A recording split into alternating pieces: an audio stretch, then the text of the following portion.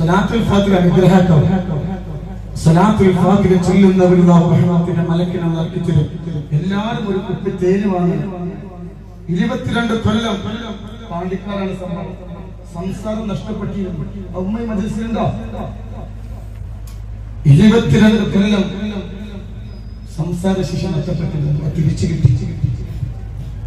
വൈക്കത്തുന്ന സഹോദരൻ ഒരുപാട് വൈക്കത്തുന്ന സഹോദരൻ 11 കൊല്ലം പ്രായം വെച്ചയക്കണേ മക്കളുടെ 11 കൊല്ലം 11 മകസിലേക്ക് വെച്ചു.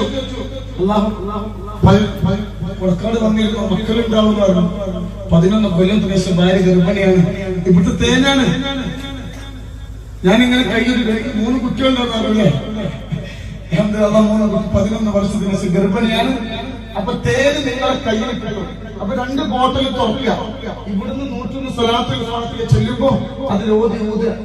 അത് മാത്രമല്ല, ഞാൻ ലൈവിൽ പറഞ്ഞു, ഞാൻ 10 യത്തീം കുടുംബത്തെ ഏറ്റെടുക്കുന്നുണ്ട് എന്ന് ഞാൻ പറഞ്ഞു.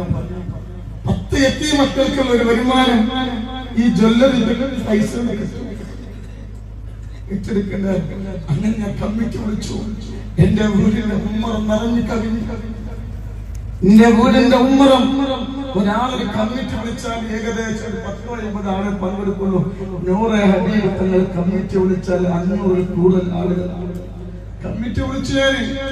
അങ്ങനെ ഞാൻ ഒരുപാട് യത്തീം കുടുംബങ്ങളും സുബ്ഹാനല്ലാഹ് 10 കൂടുതൽ യത്തീം മക്കളുണ്ടെങ്കിൽ നറുക്കെടുത്തിട്ട് എന്ത് ചെയ്യാം, ഒരു 10 കുട്ടികളെ നമുക്കത് എടുത്തെടുക്കാന്ന് വിചാരിച്ചു.